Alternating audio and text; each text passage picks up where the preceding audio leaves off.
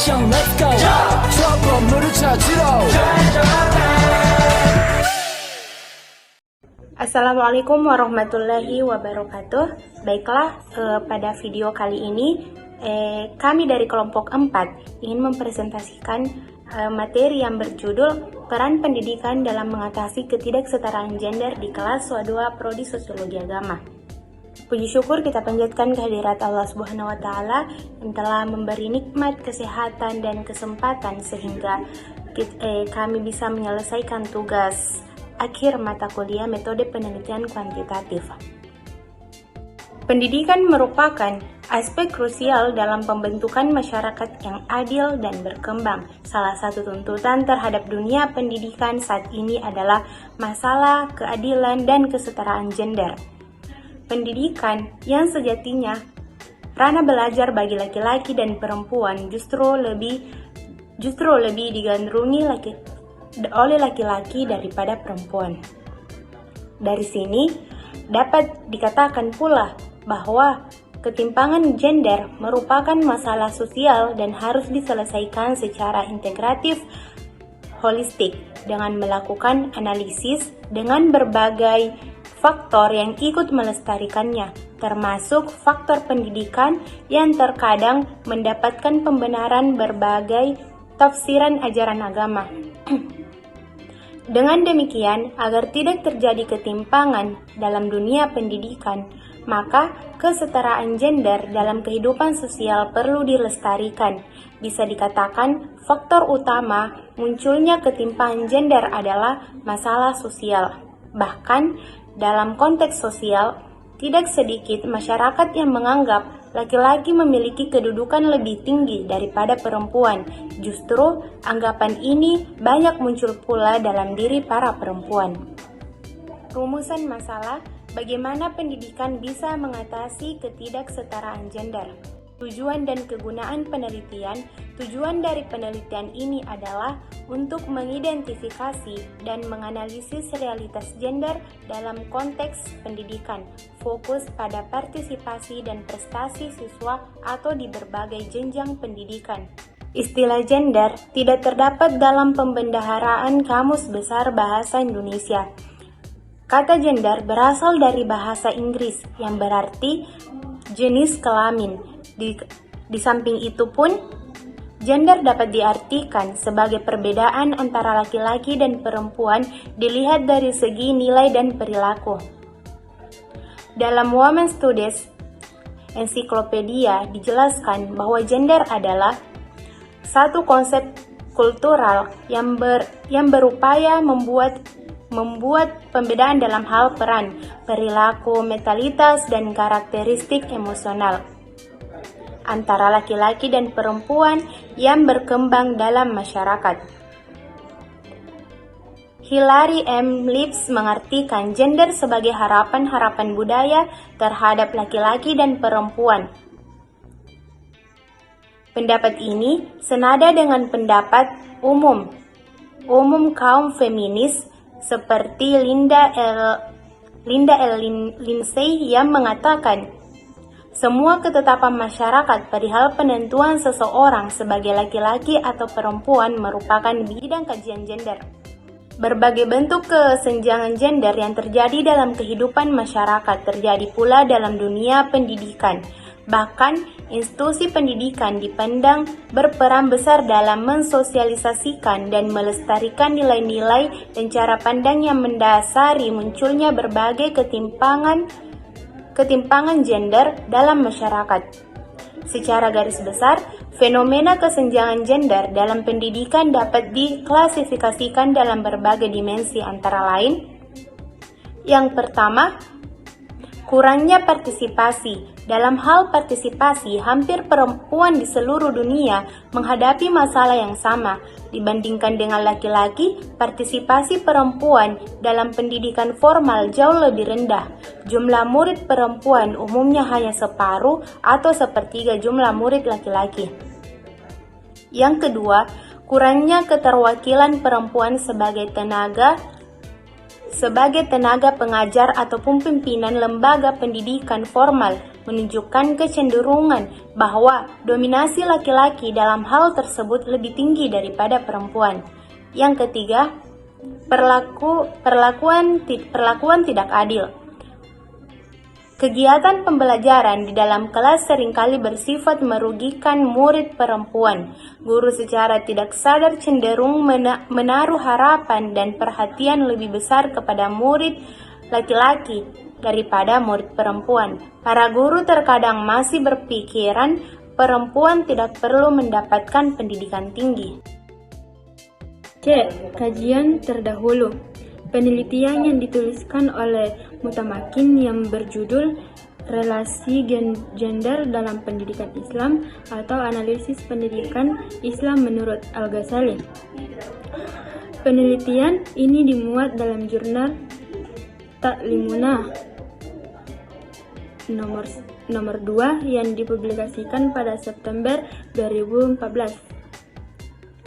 Latar belakang penelitian ini adalah banyaknya anggapan yang salah dalam masyarakat terhadap gender dalam bidang pendidikan. Hasil penelitian ini mengungkapkan bahwa Al-Quran tidak menampakkan adanya perbedaan anatomi biologis antara laki-laki dan perempuan. Tetapi perbedaan ini tidak dijadikan dasar untuk mengistimewakan jenis kelamin yang satu dengan yang lain.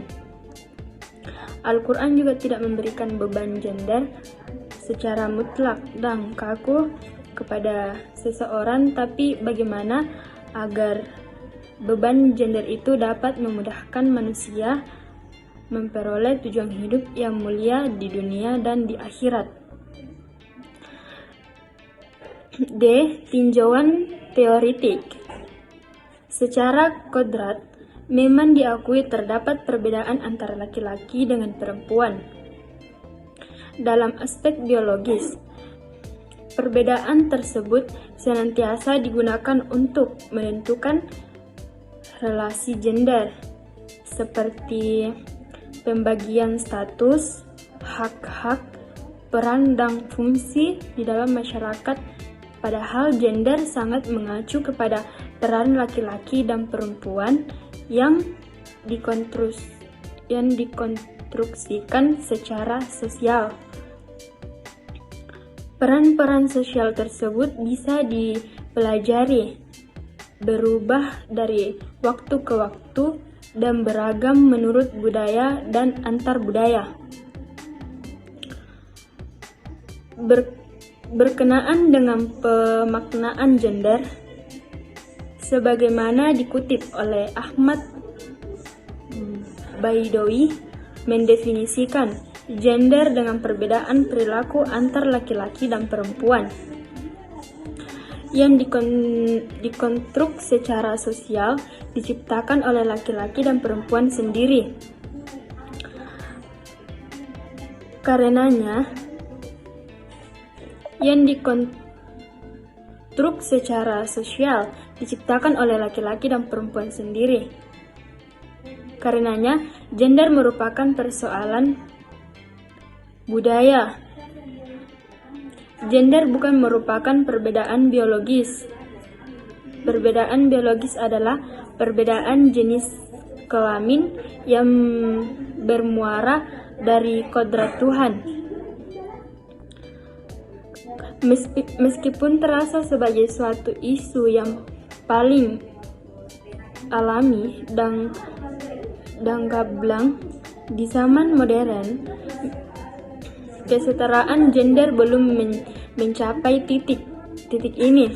Bagi perempuan, kesetaraan gender atau lebih tepatnya ketidaksetaraan gender tetap menjadi sudut tantangan awal yang harus diatasi dalam menjalani berbagai bidang kehidupan. Dengan demikian, kesetaraan gender adalah usaha tentang pencapaian keseimbangan antara peran dan hubungan dari laki-laki dan perempuan. Selanjutnya, hipotesis. Hipotesis penelitian terkait peran pendidikan dalam mengatasi ketidaksetaraan gender dalam pendidikan dapat dirumuskan sebagai berikut. Pendidikan yang mendukung kesetaraan gender melalui implementasi kurikulum yang inklusif dan program pembelajaran yang mengedepankan kesadaran gender diharapkan dapat secara positif mempengaruhi pengurangan disparitas gender dalam partisipasi, pencapaian, dan aspirasi karir siswa di semua tingkat pendidikan. Metode penelitian. Penelitian dilaksanakan dalam rangka memperoleh kebenaran ilmiah. Untuk memperoleh kebenaran tersebut, diperlukan adanya suatu metode penelitian. Penelitian ini merupakan penelitian ex post facto karena variabel bebas dalam penelitian ini tidak dikendalikan atau diperlakukan khusus, melainkan hanya mengungkap fakta berdasarkan pengukuran gejala yang telah ada pada diri responden sebelum penelitian ini dilaksanakan. Hal ini sesuai dengan pendapat Sugiono yang mengemukakan bahwa penelitian ex post facto adalah suatu penelitian yang dilakukan untuk meneliti peristiwa yang telah terjadi dan kemudian menuntut ke belakang untuk mengetahui faktor-faktor yang dapat menyebabkan timbulnya kejadian tersebut. Penelitian ini menggunakan logika dasar, yaitu jika X maka Y. Dalam penelitian tidak ada manipulasi langsung terhadap variabel independen. Penelitian ex post facto merupakan penelitian di mana variabel-variabel bebas telah terjadi ketika penelitian mulai dengan pengamatan variabel terikat dalam suatu penelitian. Ex post facto sebagai metode penelitian menunjukkan kepada perlakuan atau manipulasi variabel bebas.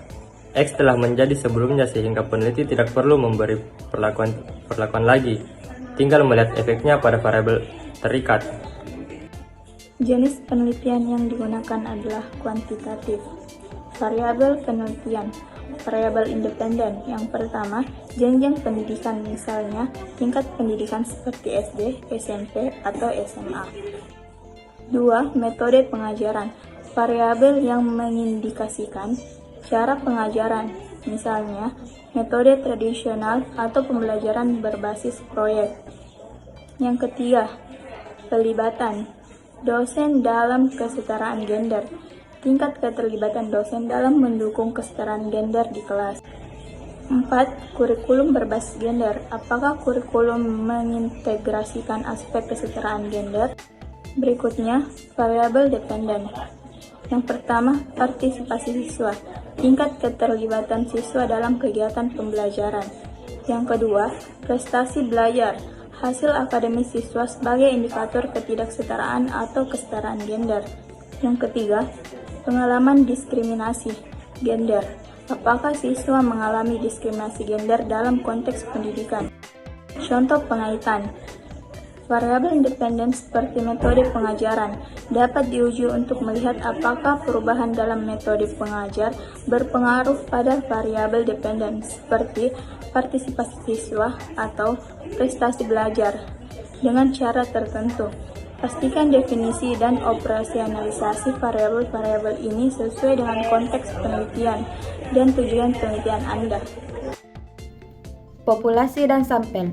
Untuk sampelnya yaitu populasi, seluruh mahasiswa kelas 2. Sampelnya yaitu 5 responden dipilih secara acak. Teknik pengambilan sampel. Pengambilan sampel secara acak yaitu random sampling. Instrumen yang digunakan adalah kuesioner.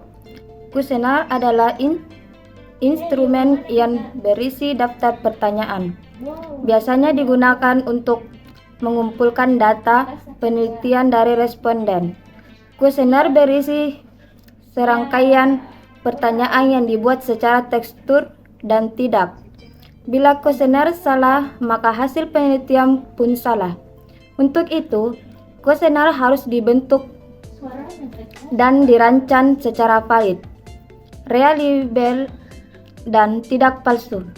Hal ini dilakukan supaya data yang didapatkan bisa divalidasi,